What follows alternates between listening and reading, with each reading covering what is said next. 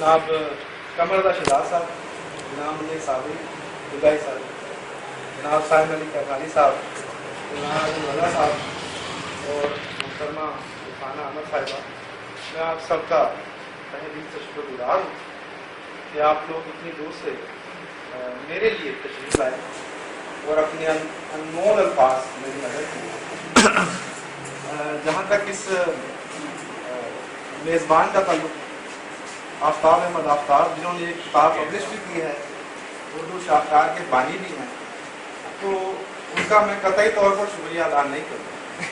اس کی وجہ یہ ہے کہ دنیا کی کسی بھی زبان کی کسی بھی ڈکشنری میں وہ الفاظ ہے ہی نہیں جو جس کی مدد سے میں ان کا شکریہ ادا کرنے کا حق ادا کروں۔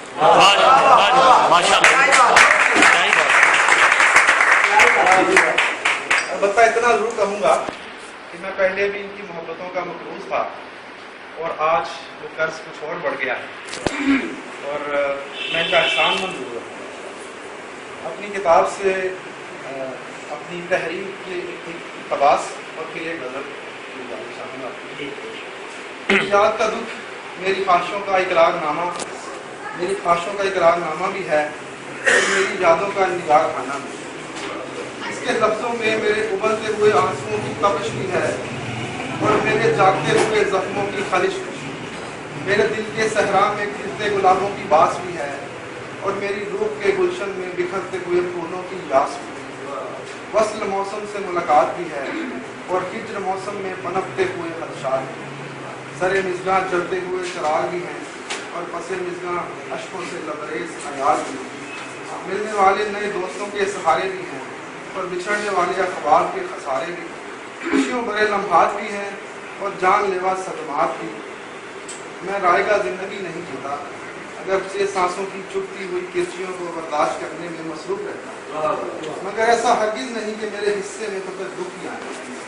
میں ان بساط کے لمحوں کی تلاش میں نہیں رہتا بلکہ ہر لمحے میں خوشیوں کی کھوج میں رہتا ہوں۔ مجھے بخوبی ادراک ہے کہ تاریخ لمحوں سے چاندنی کیسے نچوڑے۔ شاعری تخیل سے تخیل تشکیل کرنے کا عمل ہے۔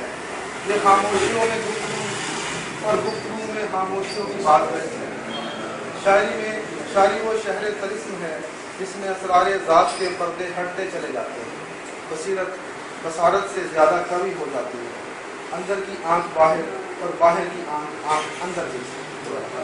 مجھے یاد نہیں کہ کب کھلونوں سے کھیلتے کھیلتے لفظوں سے کھیلنے لگا، جب شعور ذات سے شناسائی ہوئی تو لفظوں کے جوہر درد کے موتی بن کر آنکھوں سے اترتے ہی کرتاس پر بکھر جاتے اور پھر رفتہ رفتہ یہ بکھرے ہوئے موتی ترتیب پانے لگے اور اشعار کا روپ دار۔ لفظوں سے کھیلتے کھیلتے وہ وقت بھی آیا جب لفظ مجھ سے کھیلنے لگے۔ درد، تنہائی، فراق، تیرا شبی، رت جگہ، افسردگی، حسرت و وحشت، یاس، بے کلی، یاد اور انتظار جیسے الفاظ نے مجھ سے خوب دل لگی اور جی بھر کے کھلوا۔ میں ادھر ادھر لڑتا رہا اور ٹوٹتا رہا۔ بلاخر تمام الفاظ خوب کھیلنے کے بعد سانسیں درست کرنے پس منظر میں چلے گئے۔ فی الحال صرف 4 الفاظ باقی ہیں جو میری اجازت سے آج بھی مجھ سے کھیلتے ہیں اور وہ ہیں تیری یاد۔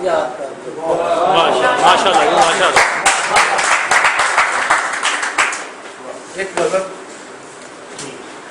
طائر دل جو تیرا دھیان پکڑ لیتا ہے، طائر دل جو تیرا دھیان پکڑ لیتا ہے، چونچ میں تخت سلیمان پکڑ لیتا ہے۔ میرے اندر بھی کوئی شخص ہے رہتا ایسا، میرے اندر بھی کوئی شخص ہے رہتا ایسا، چپ رہوں تو وہ گریبان پکڑ لیتا ہے۔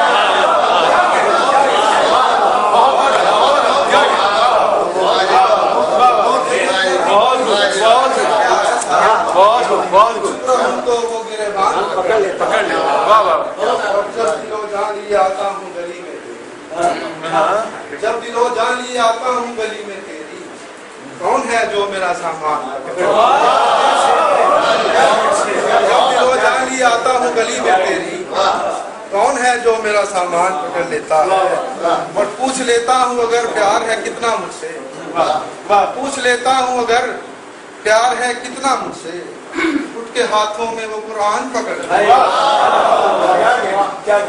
तू है मंजिल मेरी लेकिन है तेरे रास्ते में, तू है मंजिल मेरी लेकिन है तेरे रास्ते में, ऐसा एक मोड़ जो मेहमान पकड़ लेता और वस्ल लम्हों में है आसान मोहब्बत करना, वस्ल लम्हों में है आसान मोहब्बत करना, हिज्र में कैस भी हो कान पकड़ ले।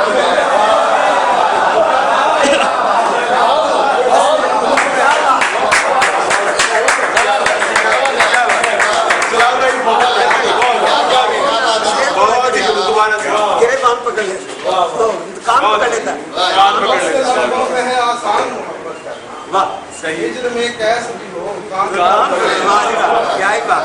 लौटता हूँ तो सिसकते हैं दरीचे सागर, लौटता हूँ तो सिसकते हैं दरीचे सागर, आगे बढ़ता हूँ तो दरबान पकड़ मैं हो जाऊं जो मैं मिस्र के जलवों में कभी, मैं हो जाऊं जो मैं मिस्र के जलवों में कभी, मेरा दामन मेरा किनान पकड़